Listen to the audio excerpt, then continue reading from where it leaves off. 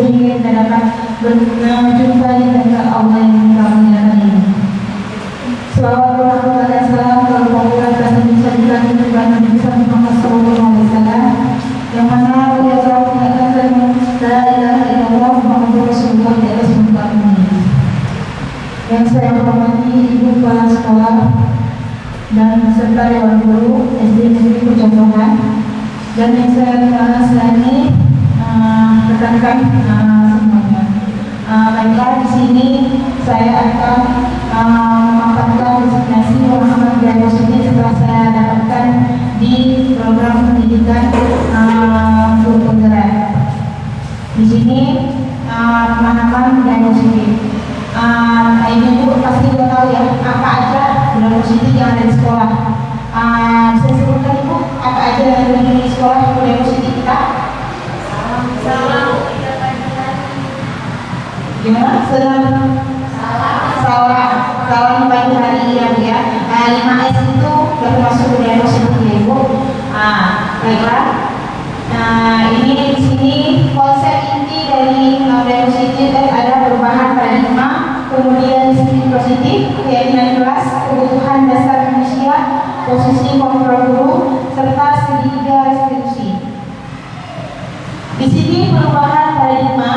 Untuk membangun diagnosis itu, sekolah itu perlu menyediakan lingkungan yang positif, aman, nyaman, agar siswa mampu berpikir kritis, bertindak, dan menciptakan dengan merdeka, mandiri, dan bertanggung jawab. Di sini ya Ibu, kita menciptakan siswa yang sesuai dengan profil pelajar Pancasila, di mana profil pelajar Pancasila itu ada 6 dimensi, yaitu pertama beriman, bertakwa kepada Tuhan Yang Maha Esa, berpemikiran global, bernalar kritis, mandiri, gotong royong ya Bu ya. Di sini sudah jelas. Kemudian disiplin positif. Tujuan disiplin positif adalah untuk menanamkan motivasi kepada semua siswa agar mereka menjadi orang yang mereka inginkan dan menghargai diri sendiri, sehingga dengan nilai-nilai yang mereka percaya. Di sini disiplin positif mereka dapatkan dari sekolah. Dari kita guru ini kita dapatkan. Kemudian keyakinan kelas. Saya tahu sini ibu-ibu sudah membuat keyakinan kelas di kelasnya masing-masing. Ya, nilai keyakinan kelas itu merupakan nilai-nilai kebaikan atau prinsip-prinsip yang disepakati secara universal. Sini nilai-nilai kebaikan kita tanamkan, bukan peraturan ya Ibu. Sekarang kita sini banyak peraturan yang harus ditaati, dipaksakan anak untuk harus mengikuti, padahal itu harusnya keyakinan kelas ya Bu ya. Selanjutnya kebutuhan dasar manusia. Di sini ada 5 kebutuhan dasar manusia. Yang pertama kebutuhan bertahan hidup. Di sini bertahan hidup ini ya otomatis pasti makanan, pakaian, kesehatan itu termasuk itu kebutuhan bertahan hidup. Otomatis pasti manusia pasti butuh itu ya Bu ya. Karena ada yang pernah bilang hidup untuk makan untuk hidup ya. Itu sering orang berpikir seperti itu. Itulah kebutuhan dasar manusia. Yang kedua kebutuhan cinta dan kasih sayang. Di sini cinta arti kata dia memiliki manusia itu rasa kasih sayang dan yang didapatkan oleh orang tua, dari guru, rasa peduli, rasa dihargai, itulah dia yang didapatkan dari kebutuhan cinta dan kasih sayang. Kemudian kebutuhan penguasaan. Penguasaan seperti ini dia seperti diberikan kebebasan untuk berkreatif. Kemudian kebutuhan kebebasan di sini dalam arti kata kutip dia harus diawasi juga dengan bebas, dia tidak ada pantauan dari ada orang tua. Di sini kebutuhan kesenangan ini anak-anak otomatisnya pasti butuh permainan, tidak harus belajar dan terus belajar. Otomatis pasti ada terbawa jalan-jalan dia, itulah kesenangan dia, ya kan? Cinta dia, kesenangannya apa yang kesenangan dia itu kita kasih. Kita semasuk manusia yang orang dewasa pun kita butuh itu. Yang kita bekerja dan terus bekerja, tapi kesenangan pikiran badan kita perlu juga kesenangan.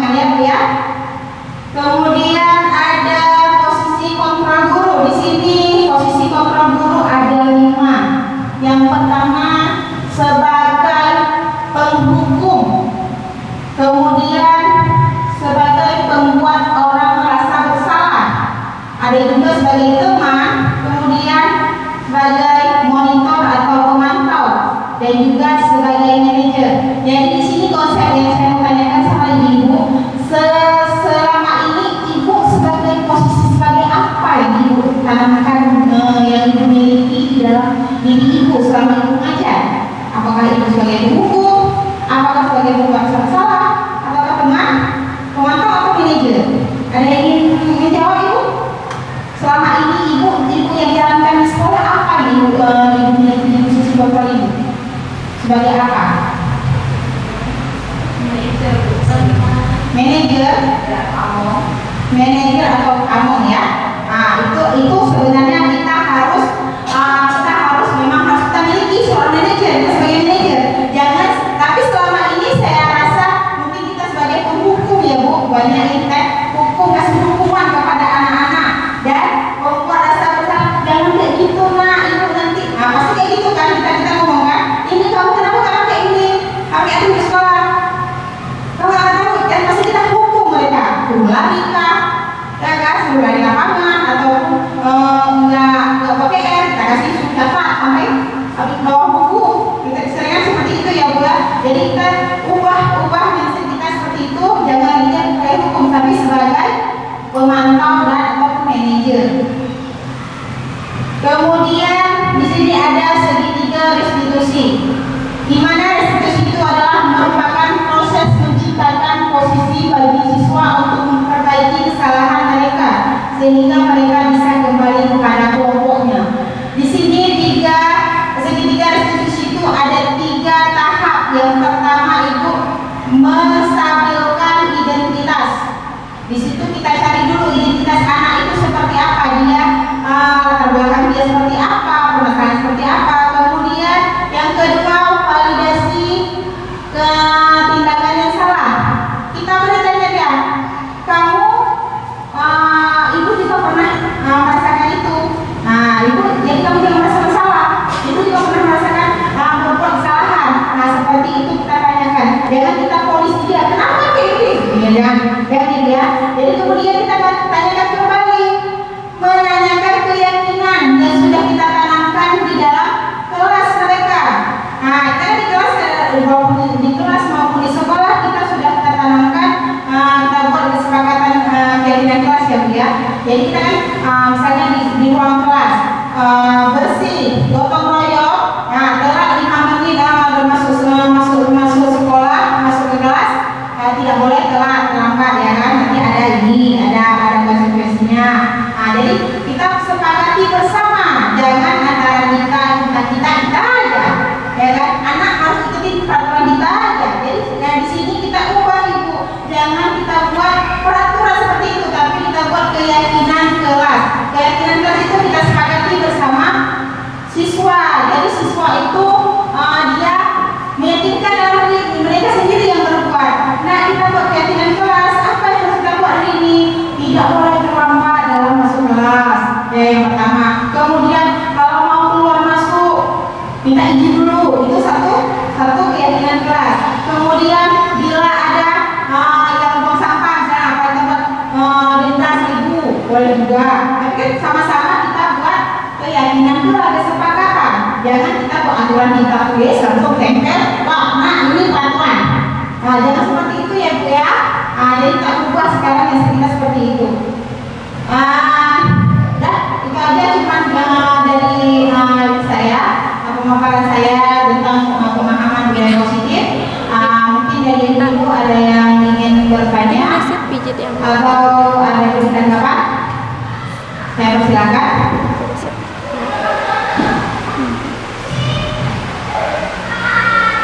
Assalamualaikum warahmatullahi wabarakatuh. Waalaikumsalam warahmatullahi wabarakatuh. Saya ingin bertanya Bu Ija, kan tadi ada penghukum, ada manajer atau amongnya tadi kan, ada teman, ada pemantau rasa bersalah ya. Selama apakah di kurikulum kita belajar, bolehkah kita menghukum anak? Itu saja Bu Ija. Baik, terima kasih Ibu atas pertanyaannya. di sini di dalam ibu mereka itu ibu tidak ada tidak boleh hukum anak. Tidak berkata menghukum anak, karena di sini kita yang disuruh menuntut, ya menurut pendidikan ajaran negara kita di sini menuntut bukan menuntut. Nah, jadi kita apa pembelajaran berpihak kepada murid. Nah, jadi apa keinginan murid kita selesaikan, tapi dalam kita bukan orang ini bermain, kita itu bermain juga, tapi bermain dengan kata belajar juga. Ya tidak ada kata hukuman sebenarnya itu untuk di guru mereka itu. Bagaimana ibu? Ada lagi ibu yang ingin bertanya? Boleh?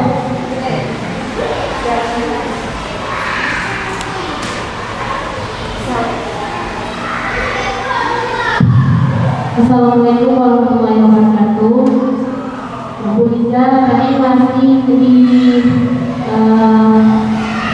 segitiga restitusi. Pertama kan kita harus mengenali identitas anak.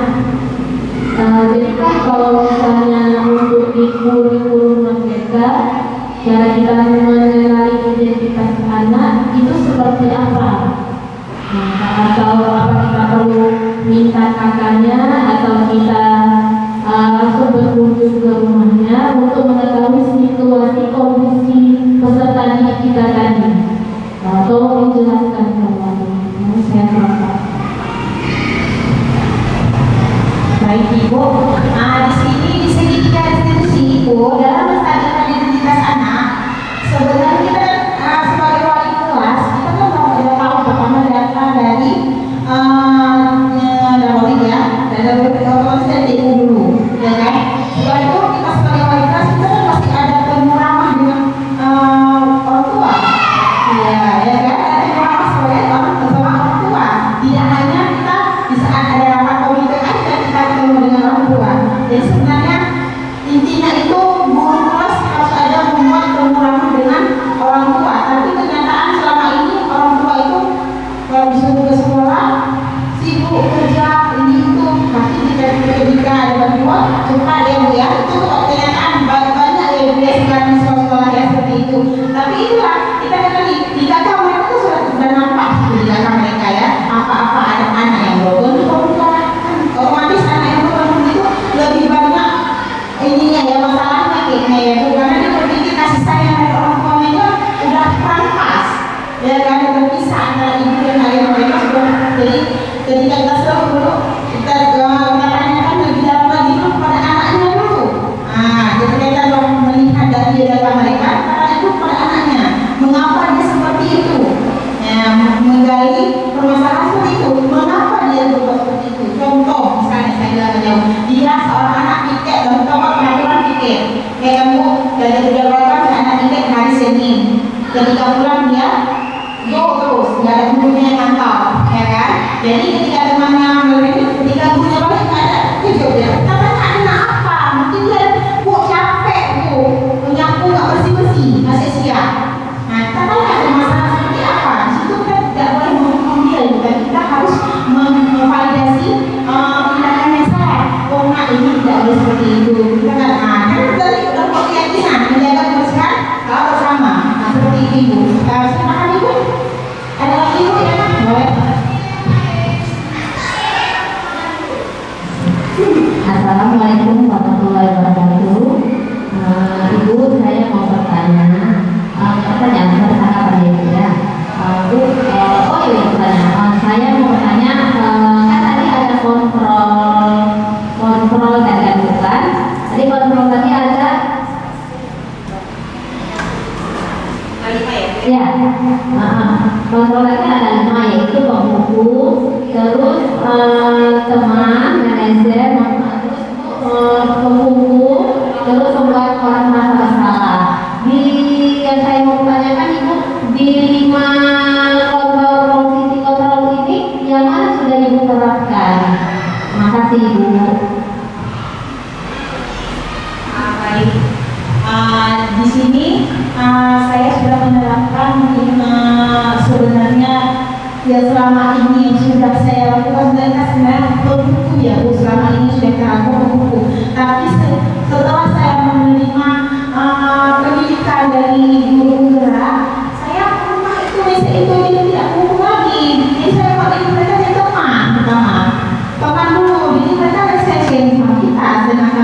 Jadi apa keinginannya? Bu, nggak mau tulis hari ini. Jadi punya apa nih? Ya, jadi katanya kita saling berbagi sama sesama anak tadi. Jadi kan dengan dia kepada kita sama minoritas bagaimana dulu, tapi kan dia mengatakan, oh ini enak ya, nggak dipaksakan dia nulis juga. Jadi kan jangan anak bosan di rumah itu, orang tulis nggak ada catatan, kita tulis sampai siang. Kita nggak seperti itu. Jadi kita buku anak-anak nggak bosan itu.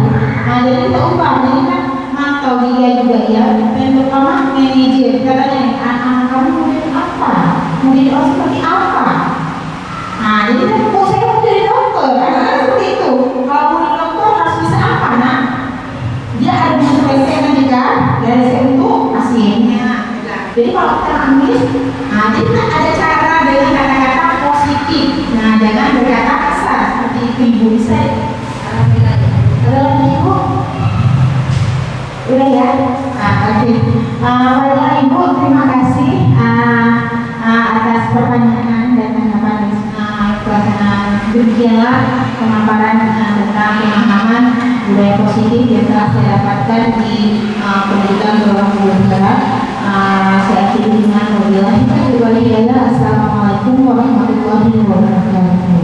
Waalaikumsalam warahmatullahi wabarakatuh.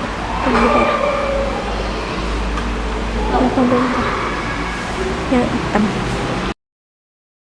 Assalamualaikum warahmatullahi wabarakatuh. Nama saya Ainul Mardiah SPD. Saya guru kelas 6 SD Negeri Percontohan Langsa. Saya adalah rekan dari Ibu Mauliza CGP Angkatan 9. Alhamdulillah hari ini kami menerima materi baru tentang disiplin positif, di mana sangat bermanfaat bagi kami rekan-rekan guru di SD Negeri Percontohan, dan dalam disiplin positif ini dapat kami terapkan di kelas kami masing-masing. Terima kasih Ibu Mauliza atas pemaparan materi tentang disiplin positif yang telah dibagikan kepada kami. Assalamualaikum warahmatullahi wabarakatuh.